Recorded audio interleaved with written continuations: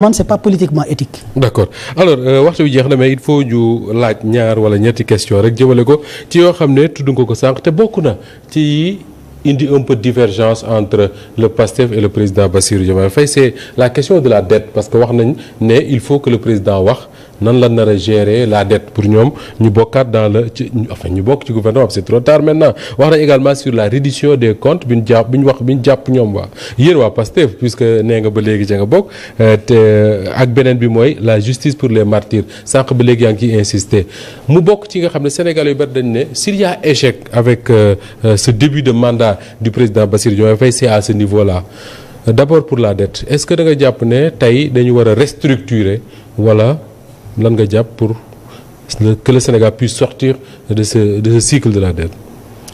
Bon d'abord boo nee s'il y a échec. C'est peut-être à ce niveau-là. ci reddition des comptes ak la justice pour les martyrs. Alors ma tontu de façon globale. Oui. Sur la question de la dette. Nous avons une position qui est celle partagée par le président de la République et le Premier ministre. D'accord. C'est ce que j'allais vous demander.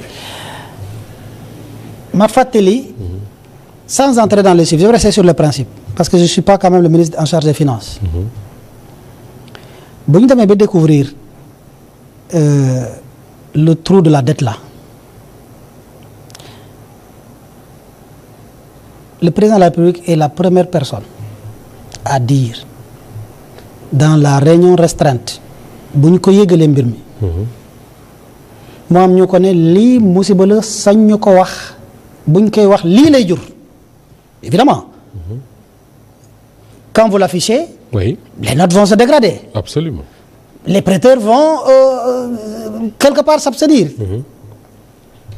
Voici ce qu'il a répondu. waaw da ngeen ne bu ñu waxee dëgg voici ce que ça nous coûte est-ce que vous pouvez me dire le prix du mensonge? Si on dit pas la vérité. Combien ça va nous coûter? Pour jusqu'à la postérité fexe leen ba wax ma jusqu'à la postérité ce que ça nous dit. Évidemment les réponses étaient claires pour qu'il conclue tout de suite. dama diggaale Sénégalais mais que je leur dirai la vérité.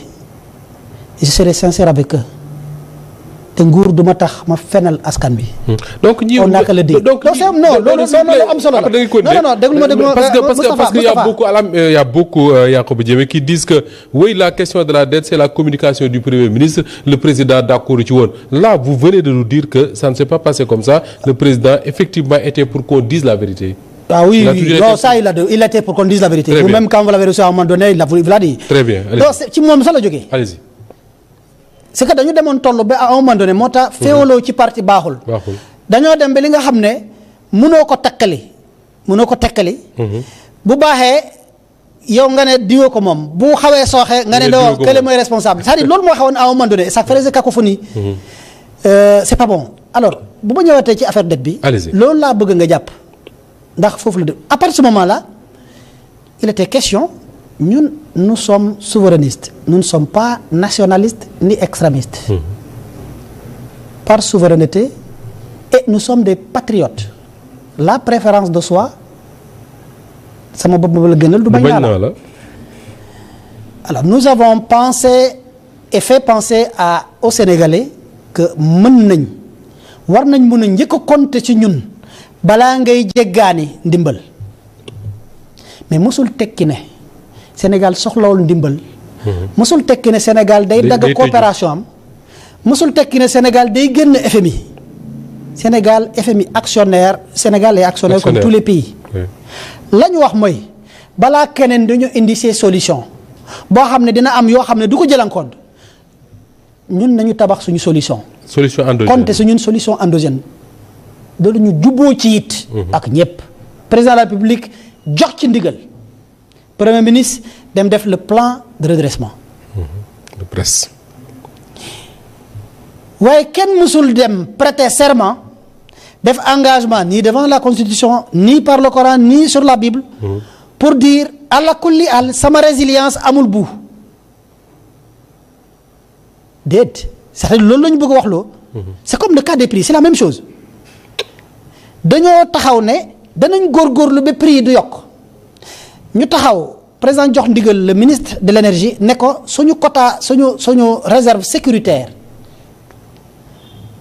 en matière énergétique damaa bëgg nga jëlee ko ab bii multiplier ko par 4 c'est ça qui a fait que on a pu retenir même dans le cadre de l'augmentation du coût de carburant mais kenn waxul ne c'est déjà écrit loolu sax bañ a gëm yàlla sax mën na ci bokk parce que li yàlla di dogal suba xamuloo ko nga waat ne àla kulli yàlla duma mën a yokk te alors que tout dépend de la loi du marché la résilience sur la dette souveraine noonu lañ ko nit ñi war a jàppee d'accord danañ xeex danañ góorgóorlu danañ def lu ñu mën danañ résilier danañ résister danañ proposer solution alternative waaye les lois du marché financier c'est pas le Sénégal qui les crée c'est pas le Sénégal qui les administre c'est le Sénégal qui par les subit mais les résilie ça jusqu'à présent il y a pas de restructuration oui sur la reddition des comptes monsieur le ministre dafa mel ne là on abandonne ñi jàppoon ñëpp ñu ngi leen di libérer et puis bon voilà on a comme l'impression que ni li ñu xamoon avec Abdoulaye Wade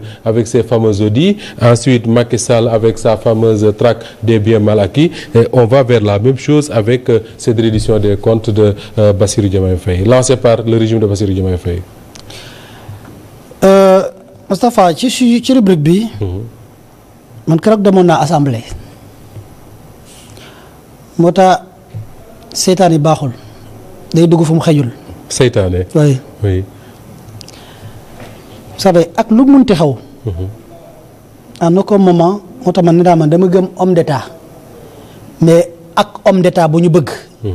bu ñu neexee ñu tëgg suñu homme d'état. bii moo bu inspiré wu ci Hadj Malick. bu inspiré wu ci Sëñ Touba.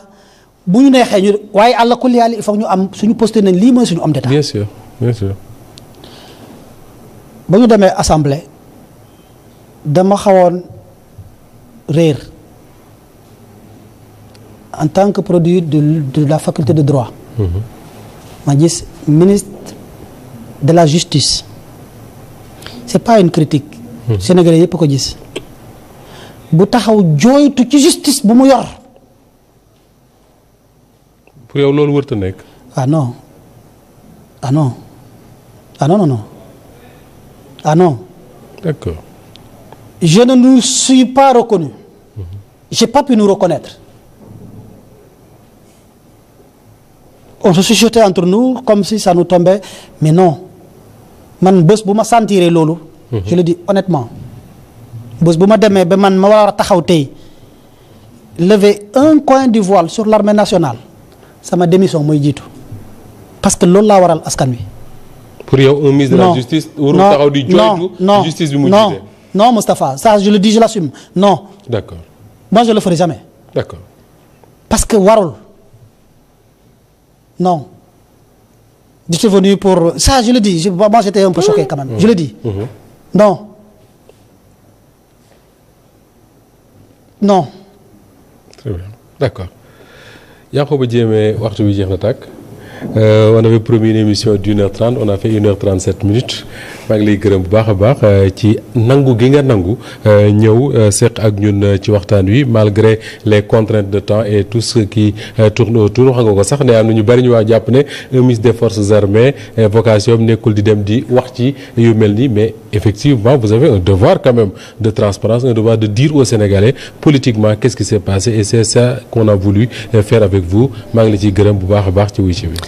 Moustapha di la gërëm di la sant dama koy tëjee ci benn kaddu boo xam ne bu ñëpp fàttee li ma fi wax buñ ko téye rek damay bég wax ci loo xam ne la grande muette wax leen ñoom ñëpp ne leen dama ñëw def sama li ma jàpp ne war na ma en tant qu'acteur politique en tant qu'acteur politique rassurer ñëpp ne lañ ma jox ci mission xam naa ko te it sacerdoce la ma tàmbalee ko ci respect de l'armée nationale. jërëjëf.